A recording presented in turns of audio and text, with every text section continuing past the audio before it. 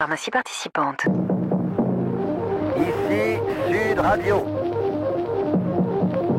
Les Français parlent aux Français. Les carottes sont cuites. Les carottes sont cuites. Sud Radio, Berkoff dans tous ses états.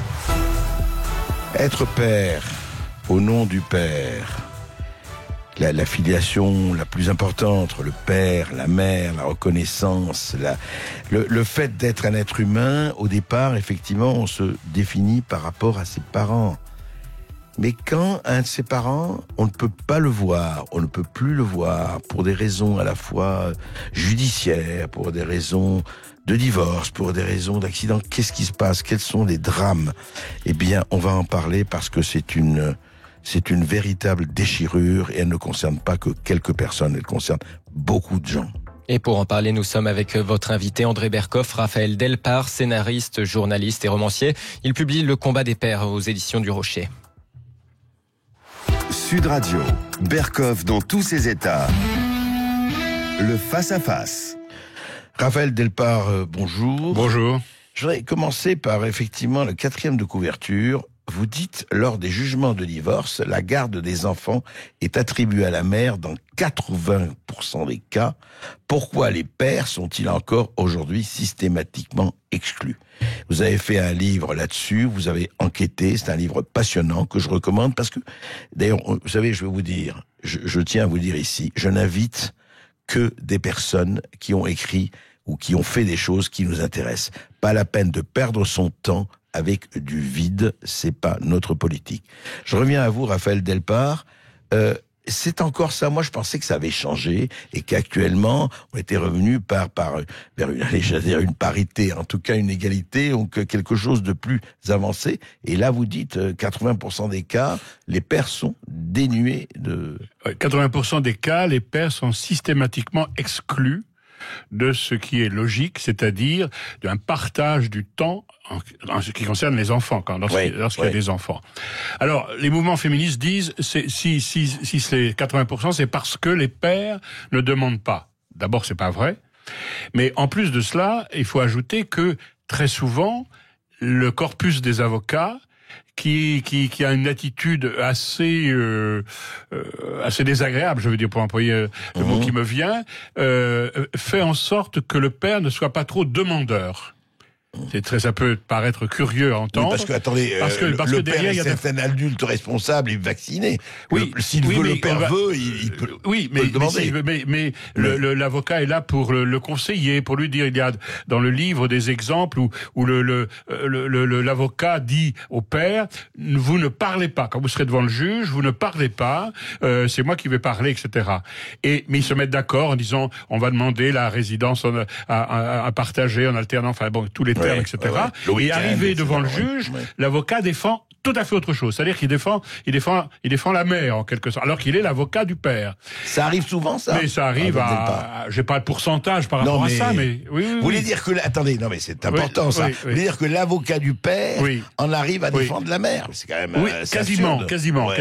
Ouais. Parce que, mais c'est pas le fond du débat, là. On est peut-être parti sur un mauvais chemin. Non, mais c'est important. C'est parce qu'il y a de la facturation derrière. C'est-à-dire qu'à chaque fois que le père va être obligé d'intervenir, enfin, ou de faire intervenir, d'écrire au procureur, il va s'adresser à un avocat, à son avocat ou à un autre avocat, et à chaque fois c'est de la facturation. D'accord. Mais revenons quand même au point essentiel, c'est 80%. Oui. Pourquoi?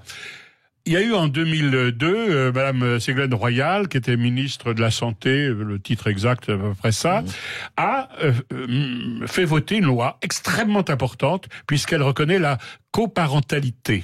Ça, ça cassait complètement le côté, le père qui était tout puissant, etc. La coparentalité. Seulement dans les tribunaux, elle n'est pas appliquée. Et pourquoi n'est-elle pas appliquée? Alors il y a plusieurs raisons. La première raison, c'est que les juges aux affaires familiales, ce n'est pas une spécialité de magistrat. C'est un passage dans leur parcours de magistrat. D'accord. Et donc ils ne sont absolument pas, vous voulez dire. Hein? Ils n'y restent pas. Ils ne restent pas. Ils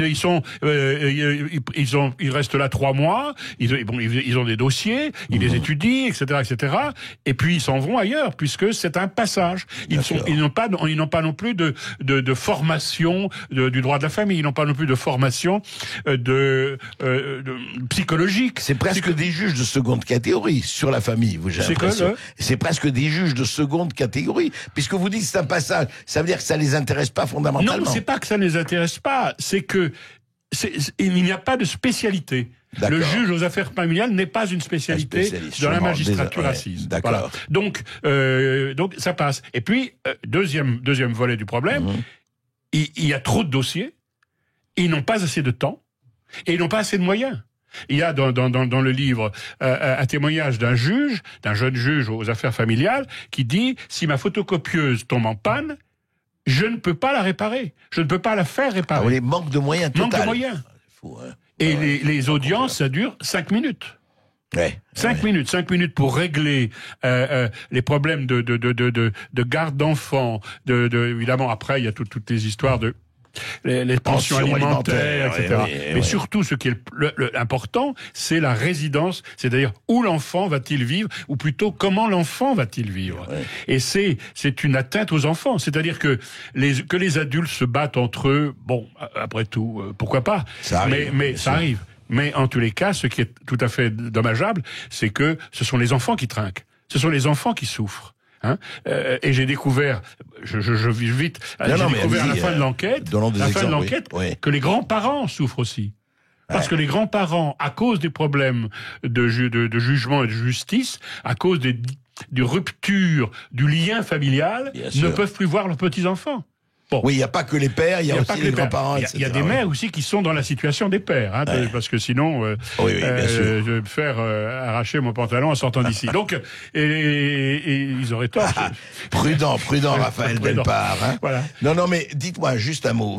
Est-ce que vous avez vu le film Jusqu'à la garde ou pas? Non, simplement parce qu'il y a eu un film qui a eu les Césars, et alors il présentait évidemment, c'était la mère victime et le père qui était presque un pervers narcissique, etc. Mais ce que je veux dire, comment, parce que vous parlez aussi de ce père qui est la tante qui s'est fait enfermer, qui voulait...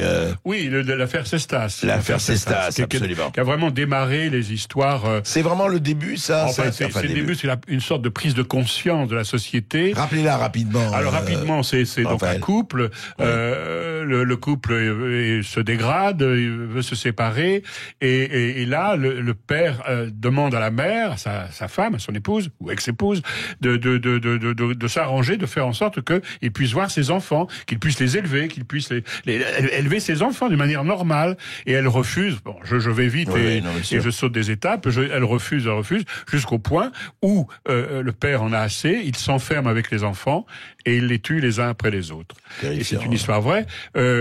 J'étais chez un de vos confrères il y a pas très longtemps, André, et il y a eu un témoignage d'un homme qui a appelé et qui a dit: ma fille, à 12 ou 13 ans, au moment de la séparation et au moment où elle s'est aperçue que on pourrait plus se voir, c'est-à-dire la fille et le père, elle s'est suicidée.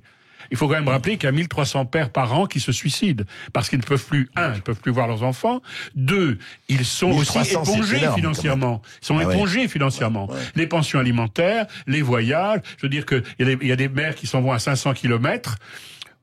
Elles ont le droit. Il n'y a pas une interdiction d'aller vivre à 500 kilomètres. Mais à partir de là, l'enfant et le père passent leur temps dans le train. Il y a dans le livre un témoignage d'un couple, d'une mère qui habite à Barcelone.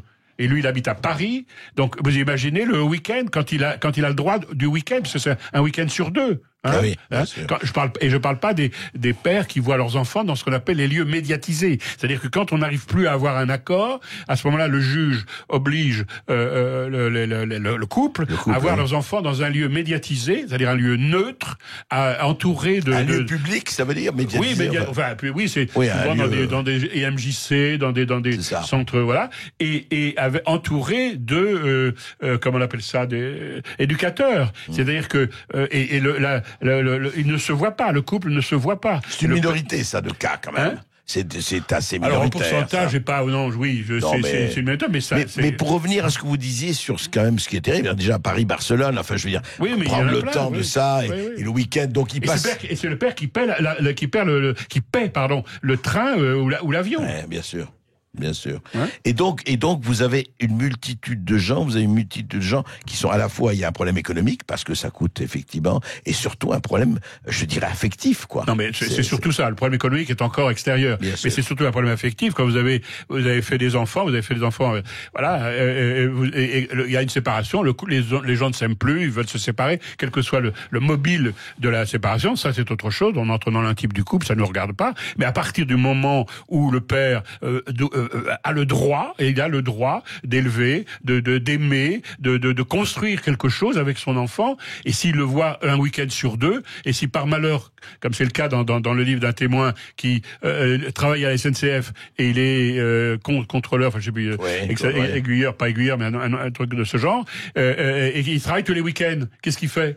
Il peut pas avoir ses enfants. Et quand il est complètement essoré sur le plan financier, il vit dans 11 mètres carrés. Dans 11 mètres carrés, et là, le juge dit, votre lieu ne vous permet pas de recevoir vos enfants. Eh oui.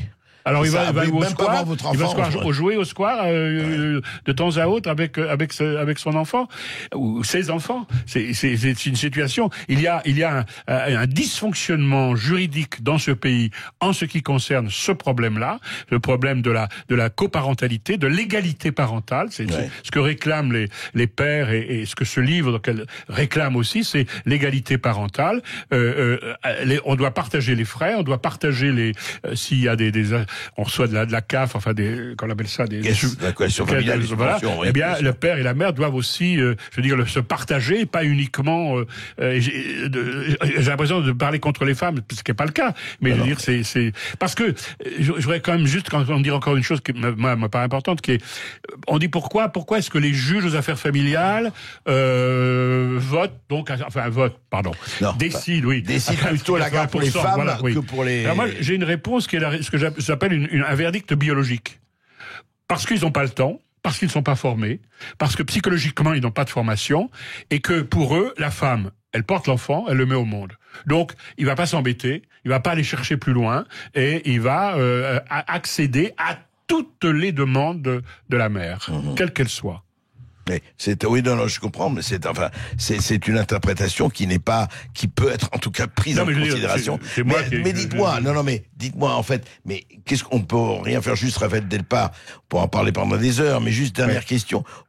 Qu'est-ce qu'on peut faire du point de vue judiciaire pour changer la chose ? Les mentalités, c'est autre chose. Sur le plan judiciaire, il faudrait que le ministre de la Justice, quel qu'il soit, prenne conscience de ce problème. C'est un vrai problème. Madame Taubira avait un peu approché le problème et puis elle a laissé tomber. Et que il y ait une vraie formation de juge aux affaires familiales et et qu'on nettoie le terrain, c'est-à-dire que dès que la mère, par exemple, prenons un exemple rapide, la mère dit mon fils est revenu du week-end de chez son père et son père l'a battu. Alors, est-ce que donner une petite claque sur les fesses de l'enfant parce qu'il a renversé son café au lait ou que sais-je?